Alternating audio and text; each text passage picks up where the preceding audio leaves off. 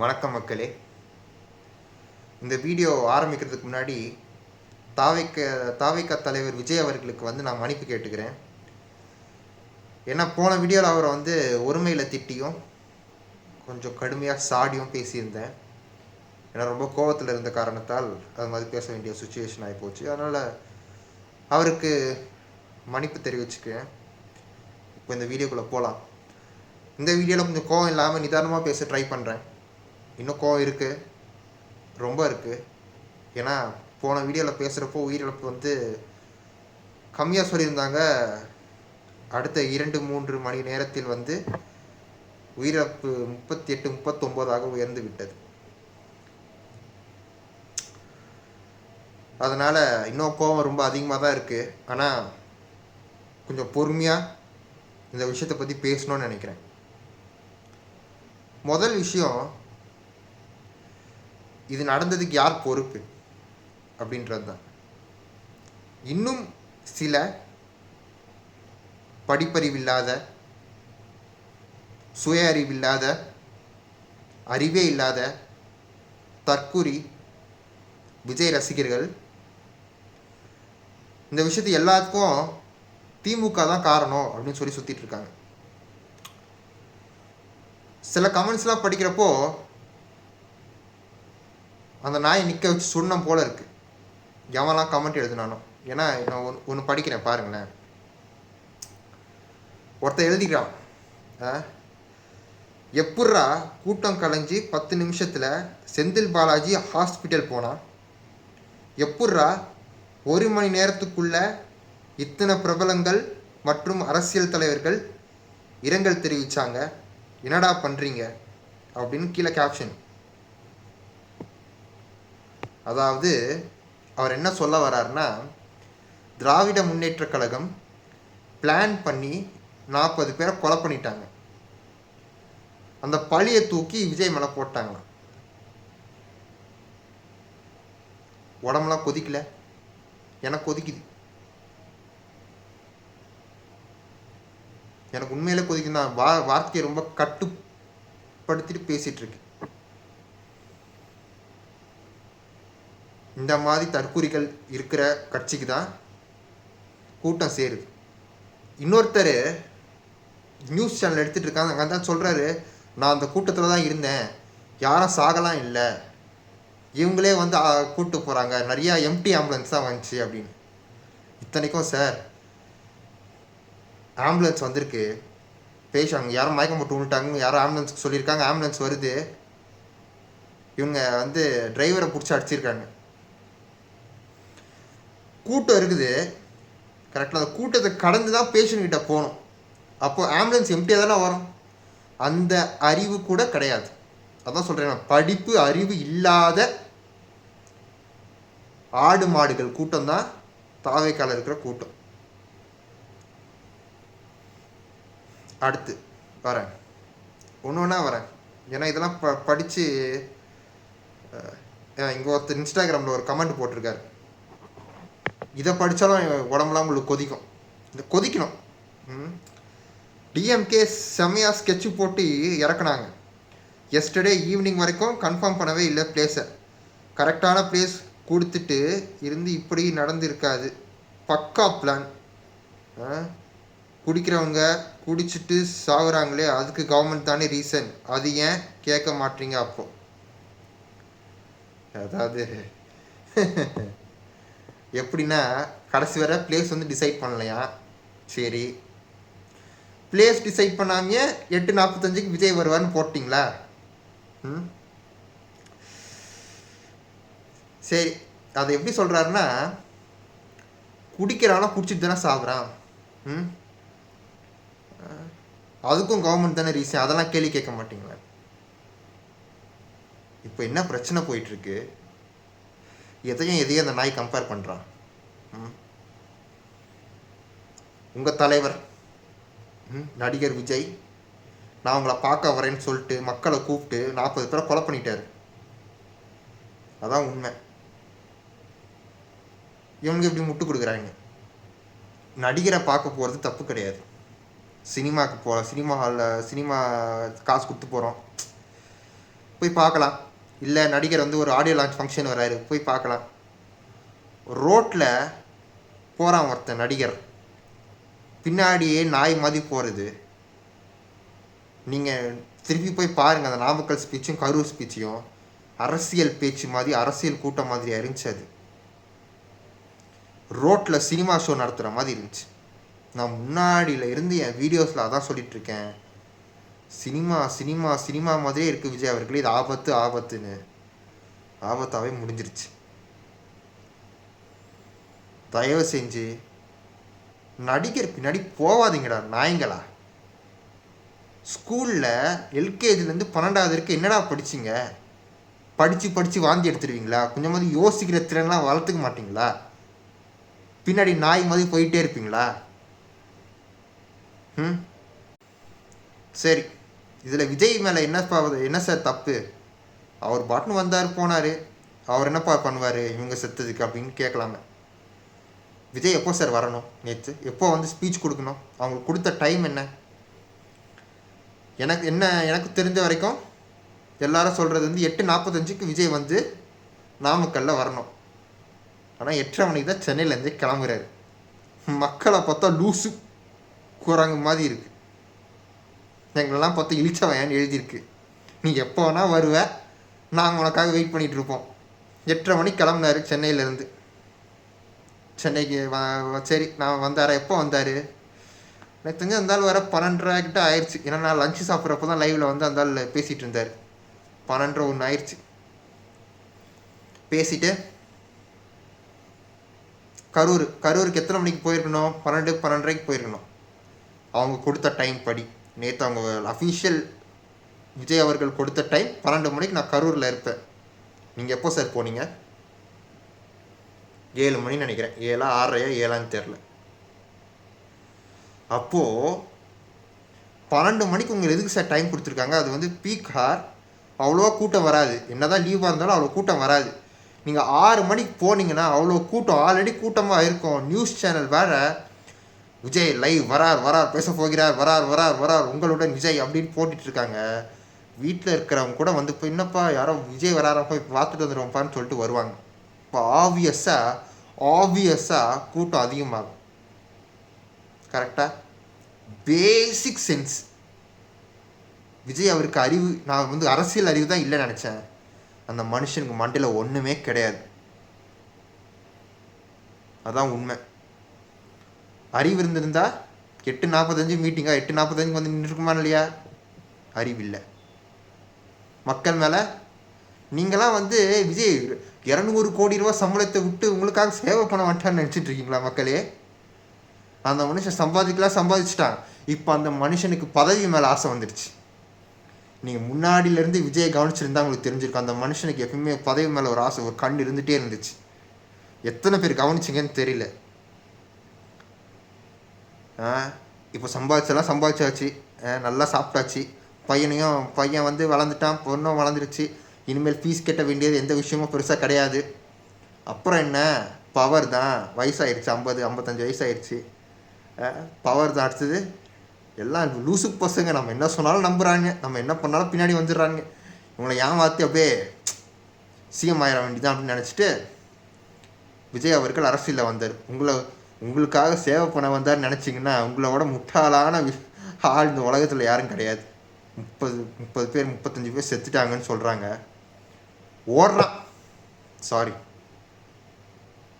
ஓடுறாரு, ஃப்ளைட்டுக்கு ஓடுறாரு.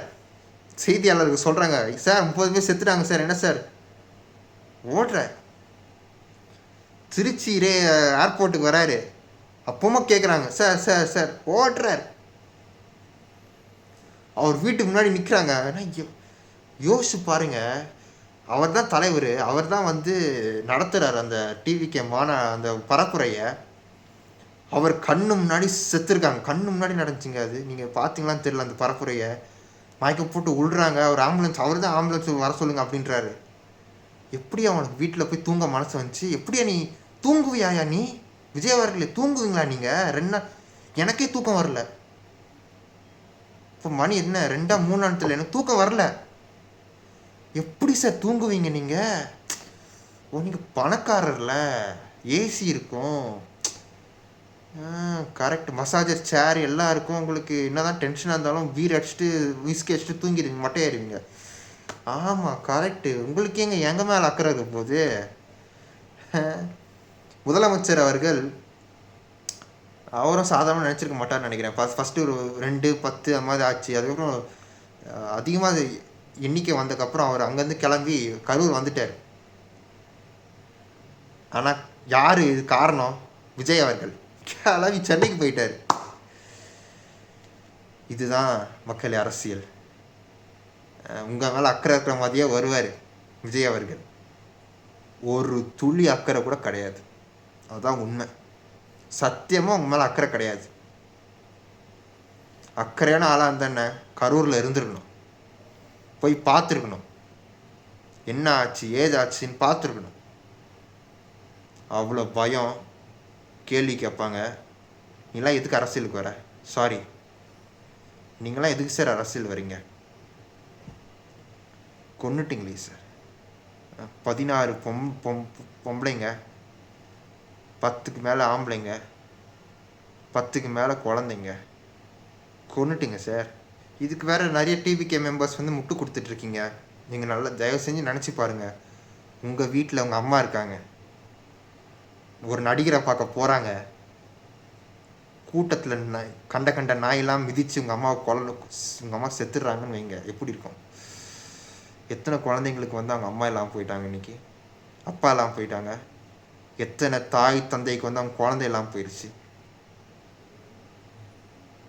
அவர் அறிக்கை கொடுத்துருக்காரு, என் நெஞ்சு உடஞ்சி விட்டது அப்படின்னு, பேச வார்த்தை இல்லைன்னு. எங்களை பார்த்தா பைத்தியக்கார மாதிரி இருக்கு. நீங்கள் மனசு உடஞ்சிட்டீங்க, நாங்கள் நம்பணும். இந்த அறிக்கையை நம்பி ஃபயர் விடுற டிவிகே ஃபேன்ஸ், அமைச்சர் அன்பில் மகேஷ் பொய்யாமொழி வந்து அழுதுட்டு இருக்காரு. ஏண்டா நான் படித்து சொன்னாங்களேடா இது ஃபாலோ பண்ணுங்கடான்னு அப்படின்னு. அதுக்கு அந்த நாய்ங்களாம் வந்து நடிப்புன்னு சொல்லிட்டு இருக்காங்க. ஏண்டா உங்கள் விஜய் போய் குடிச்சிட்டு மட்டையாகி தூங்கிட்டு இருக்கான் வீட்டில், தூங்கிட்டு இருக்காரு வீட்டில். அதை பற்றி கேள்வி கேட்க ஒரு அருகதை இல்லை. ஆனால் ஒரு அமைச்சர் மக்கள் செத்துட்டாங்கன்னு அழுதுட்டுருக்காரு, அது உங்களுக்கு நடிப்பாக தெரியுது. ஒரு ப்ரெஸ்ஸை சந்தித்து என் மேலே தான் தப்பு, நான் கொஞ்சம் கவனமாக இருந்திருக்கணும், சீக்கிரம் வந்திருக்கணும், ஆழ்ந்த இரங்கல், நான் அவங்கள சீக்கிரம் வந்து பார்க்குறேன், என்னை மன்னிச்சிருங்கன்னு ஒரு வார்த்தை சொல்கிறதுல என்ன சார் ஆயிரப்போகுது விஜய் சார்? மக்கள் நீங்கள் இது யோசிச்சு பாருங்கள். இவனா உங்களுக்கு சேவை பண்ண வரல. இந்த கட்சி உங்களுக்கு சேவை பண்ணுற கட்சி கிடையாது. இது ஒரு சினிமேட்டிக் பாலிட்டிக்ஸ், அவ்வளோதான். கூட்டம் சேர்ந்து கும்மி அடிக்கிற கூட்டம் இது. வேறு ஒன்றுத்துக்கும் லாய்க்கு கிடையாது மக்களே, அதான் உண்மை.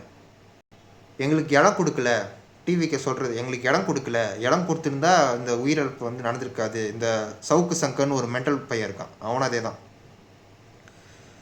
என் மாவட்டத்தில் என் ஊரில் திமுக கலைஞர் அவர்கள் வந்தார். இருக்கும், நான் அப்போ சின்ன பையன், ஒரு 7-8 வயசு இருக்கும் எனக்கு. அப்போ அவர் வந்தப்போ அவர் நடத்திய பரப்புரை வந்து பஸ் ஸ்டாண்ட், நீங்கள் நினைக்கிற மாதிரி பெரிய பஸ் ஸ்டாண்ட்லாம் கிடையாது. ரொம்ப பேரே வந்து பழைய பஸ் ஸ்டாண்டுன்னு, ரொம்ப பழைய பஸ் ஸ்டாண்டு, ரொம்ப குறுகிய ஒரு இடம்தான். இப்போவாது எங்கள் ஊரில் பிரிட்ஜு கட்டியிருக்காங்க, டிராஃபிக்லாம் இல்லாமல். அப்போல்லாம் வந்து பிரிட்ஜு கிடையாது, டிராஃபிக்காக தான் இருக்கும். கலைஞர் வந்தாருங்க, ஒருத்தன் சாவலை, ஒரு சின்ன கீறல் கிடையாது. ஏன்னா அந்த ஈவெண்ட்டை நடத்தியது திராவிட முன்னேற்ற கழகம். வந்தது யார்? கலைஞர், கருணாநிதி. அவர் மட்டும் கிடையாது, ஜெயலலிதா வந்திருக்காங்க. ஒன்றும் இருக்காது. ஏன்னா அது அரசியல் கட்சி. அங்கே வந்த கூட்டம் கருணாநிதி மூஞ்ச பார்க்க வந்த கூட்டம் கிடையாது. அவர் வந்து இது பண்ணுவார், மாசா பேசுவார். அதனால அரசியல் கேட்க வந்த கூட்டம், அரசியல் கூட்டம், அந்த மனுஷனோட பேச்சை கேட்க வந்த கூட்டம். அதே தான் ஜெயலலிதாவுக்கும். அதெல்லாம் அரசியல் கேட்க வந்த கூட்டம், இந்த மாதிரி பொறுக்கி கூட்டம் கிடையாது. அந்த ஆள் வந்து கையாசிச்சுக்கிறது, ஆட்டோகிராஃப். ஏங்க இது அங்கேருந்து நடந்து வரதே லேட்டு, வரப்போ நின்று ஃபோட்டோக்கெல்லாம் சைன் போடுறாருங்க. அஜித் விஜய் நிற்கிற மாதிரி ஃபோட்டோ அதுக்கு சைன் போடுறாருங்க. அப்போ இது என்னங்க மென்டாலிட்டி? இது ஒரு லீடருக்கான மென்டாலிட்டியாங்க? இது ஒரு ஆக்டருக்கான மென்டாலிட்டி இல்லை. அவ்வளோ கூட்டம் இருக்குது, நின்று ஆட்டோகிராஃப். இது சொன்ன புரிஞ்சிக்க மாட்டாங்க அந்த மனுஷன். ஏன்னா அந்த ஃபேன்ஸோ என்னமோ, ஏன்னா அவங்களுக்கு அறிவு கிடையாது. இவங்களாம் அறிவில்லாத பசங்க. அதுக்கப்புறம் வந்து எங்களுக்கு வந்து வேலை கொடுக்கல, அன்எம்ப்ளாய்மெண்ட்டான, இவங்க வந்து அறிவே கிடையாது. உங்களுக்கு எப்படி வேலை கொடுப்பாங்க? இன்டர்வியூக்கு போனால் யோசிக்க தான் உங்களுக்கு கொஸ்டின்ஸே வந்து கிரிட்டிக்கல் திங்கிங் கொஸ்டின்ஸாக தான் இருக்கும். இதுவே யோசிக்க தெரில, அங்கே போய் இன்டர்வியூவில் என்னடா யோசிப்பண்ணி. அதனால தான் வேலை வெட்டிலாம் சும்மா வெட்டியாக சுற்றிட்டு இருக்கீங்க. அவ்வளோதான் மக்களே. இறந்த எல்லாருக்கும் ஆழ்ந்த இரங்கல். அந்த குடும்பத்துக்கு வேறு ஒன்று நம்மளால சொல்ல முடியாது. திமுக அரசு 10 லட்ச ரூபாய் நிதி உதவி அறிவிச்சிருக்காங்க. விஜய் வாயை திறக்கல, சாரி மன்னிச்சுக்கோங்க, ஒன்றும் சொல்லலை. ஏன்னா அந்த மனுஷன் சொல்ல மாட்டான், எனக்கு தெரியும்.